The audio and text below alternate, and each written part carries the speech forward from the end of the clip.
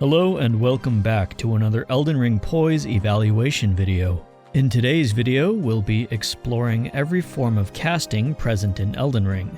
Then we'll form a ranking of which cast bestows the most poise, all the way to the casts that offer the least amount of poise. For this tier list, I've grouped both incantations and sorceries together in an attempt to make the tier list more homogeneous and comprehensible. While this may sound like the warnings of an hour-long video, I assure you there's not all that much to talk about, unfortunately. Like in the previous patch, all sorceries and incantations on this list will reduce incoming poise damage by 50%. Be sure to factor this in to any poise calculation you attempt because this boon essentially doubles the amount of poise you see listed in the left column. You can increase this value even further by equipping the Bullgoat Talisman. Alright, let's begin. Our first tier features only one incantation, Dragon Maw. This is the only incantation in the game that bestows the user with super armor. Unlike most super armored attacks, this incantation has an underlying hyper armor event coded into its animation. What does this mean exactly? Well, it means that along with your super armor, your poise health will also refill to full, and all incoming damage will be reduced by 7.5%. Even with all this good, I'm certain that you'll still have a pretty rough time making this incantation work outside of PvE. It's just way too slow. In our next tier, we had Scarlet Aeonia, Aspects of the Crucible, Horn and Tail, and Dragon Claw. DLC added Light of Miquella, Bale's Tyranny, and Bale's Flame Lightning. Upon activation of your hyper armor, the caster will receive a poise value of 450. During this period, all incoming poise damage will be reduced by 50%, and all incoming damage will be reduced by 7.5%. Like Dragon Maw, Scarlet Aeonia is only really good for PvE. It has incredibly slow startup, yet no super armor at all. A 450 poise bonus is nothing to sneeze at, but even if you could tank anything, you're likely to receive more damage than you can give, considering the substantial startup time. On the contrary, the Crucible aspects can be usable situationally. These attacks cast much quicker than Scarlet Aeonia, but even so, they're still quite slow. You have to pick your openings and make use of conditioning if you want to mix your opponent into getting hit by these attacks.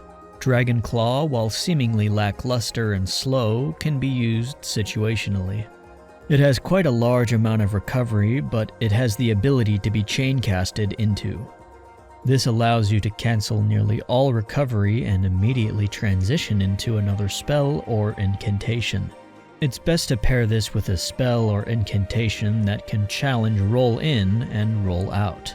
For roll ins, I suggest Catch Flame or Wrath of Gold. For rollouts, I suggest Carrion Piercer or any Dragon Breath spell of your choosing. Light of Miquella is decent. The hyper armor seemingly ends a bit prematurely, but my only real gripe is that it just tanks my FPS whenever somebody casts it. While passable in duels, its true potential is unleashed in ganks or 3v1 scenarios. I really enjoy Bale's Tyranny conceptually. In practice, it doesn't seem to be very viable, possessing a notably high amount of recovery frames after casting. Unless you're 100% sure this attack will land, I would refrain from attempting it. That being said, can anyone be 100% certain a hit will land when playing on PC? If the latency doesn't prevent you from landing your hit, the performance spikes probably will. Bale's Flame Lightning functions in the same way as Dragon Claw. You can use this incantation to chain cast into itself as well as any other sorcery or incantation you have equipped. I would argue that it works better than Dragon Claw as it floods your opponent's point of view with grossly incandescent fire VFX. This can often obscure the beginning part of your cast animation, making it harder for your opponent to react and identify just what follow-up cast you chose to execute. This next tier contains Aspect of the Crucible, Thorns. When activating this incantation uncharged, the caster will gain 250 Poise upon Hyper Armor activation, along with an IPDR of 50% and a 7.5% incoming damage reduction. However, when you fully charge this incantation, your Poise bonus will go up to 350 instead of 250. To my knowledge, this is the only incantation that behaves this way. That aside, it does criminally low damage for some reason. I really hope I'm sleeping on this incantation because it really does not feel rewarding to use at all. Our next tier houses Fortisax's Lightning Spear. Upon activation of this incantation's hyper armor, the caster will receive a Poise bonus of 300, along with an IPDR of 50% and a 7.5% incoming damage reduction. It's a very slow and telegraphed incantation, but it does quite a large amount of damage if successfully landed. You'll only see success with this incantation at close range. Another strange quirk I noticed about this incantation is that if you cast it at the edge of a cliff, the bolts will travel below you, reaching all the way to the bottom of where you casted it. In our second to last tier, we have Briars of Sin and Black Blade.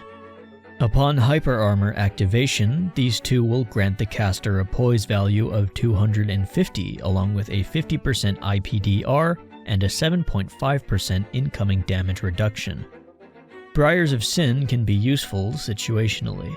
It can be a good mix-up option when chain casted after a long-range spell. However, the cast speed is dreadfully slow, even at max cast speed. In addition, it requires a whopping 24 faith just to be able to cast it. Just as a reminder, this is a sorcery, by the way. Whether it's worth it or not is decided entirely by you. For me, 24 faith is just way too high of a requirement for a sorcery. Next, we have Black Blade. This flashy-looking incantation requires a whopping 46 faith in order to cast. Despite its high requirements, it only bestows the caster with 250 Poise. This strikes me as disproportionate, considering the Black Knife has a similar projectile attack and its unique skill that bestows super armor to the user. The knife itself only requires a meager 18 faith in order to wield. Very funny from Software. In our last tier, we have Rock Blaster, Shatter Earth, Gavel of Hyma, Ancient Dragon's Lightning Spear, Lanceax's Glaive, there's no way I pronounced that right, and Frozen Lightning Spear. These will all bestow the caster a Poise value of 200 along with a 50% IPDR and a 7.5% incoming damage reduction. Firstly, Rock Blaster. It makes for a good roll-in punish when chain casted with spells that condition roll-ins. Outside of that, it's very limited in the range department. I take one look at Shatter Earth and I am immediately reminded of Earthshaker. Shatter Earth should operate just as effectively as Earthshaker, however, it leaves a lot to be desired. Possessing 300 less poise and much less range than Earthshaker. I think a lot of these sorceries need to be looked at and improved so that casters aren't running around with like the same 5 viable spells. Speaking of which, Gavel of Hyma. I remember a time in which you could use this to outtrade Colossal Swords. This is no longer the case. Its only redeeming qualities are its lingering AoE and the fact that it deals infinite poise damage, always causing either a pancake knockdown or a stagger against anything that doesn't possess super armor. Ancient Dragon's Lightning Spear, while seemingly the lesser version of Fortisax's Lightning Spear, is pretty decent. I would argue that this version is even more viable. Firstly, it only fires one spear, meaning all of its damage is concentrated into that one spear. Secondly, this one spear inflicts infinite poise damage if you land the sweet spot. This will nullify all hyper armor and inflict a hard knockback on your opponent. Lastly, this move has much less recovery into roll. This makes it much more difficult to punish after an evasion, and overall, a much safer option to cast. Lanceax's Glaive functions similarly to Ancient Dragon's Lightning Spear. Like the aforementioned incantation, landing the sweet spot will inflict a hard knockback and nullify all hyper armor.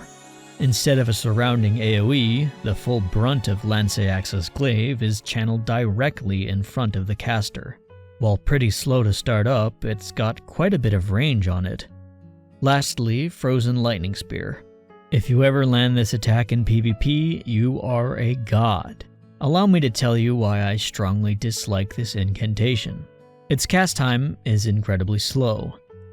Instead of you casting the incantation followed by the attack coming out, you have to cast the incantation, wait for the casting animation to finish, wait for the lightning VFX to accurately display where the lightning will strike, then after that entire sequence, the attack finally becomes active.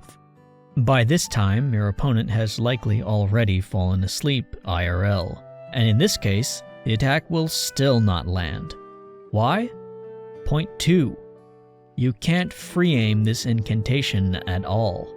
You pick a direction to initiate the cast, and that's the direction the lightning will strike. This embodies everything undesirable in a ranged attack. While 200 poise sounds like a lot, most of these incantations have way too much cast time to be very viable. I think FromSoft really missed a great opportunity to add something like a talisman that increases poise during casting. Instead, we got the Talisman of Lord's Bestowal, which is a pretty creative idea from my perspective. I wish they added more creative things like this. Well, that's all I've got for this video. Hope this information was useful, and thanks for watching. Until next time.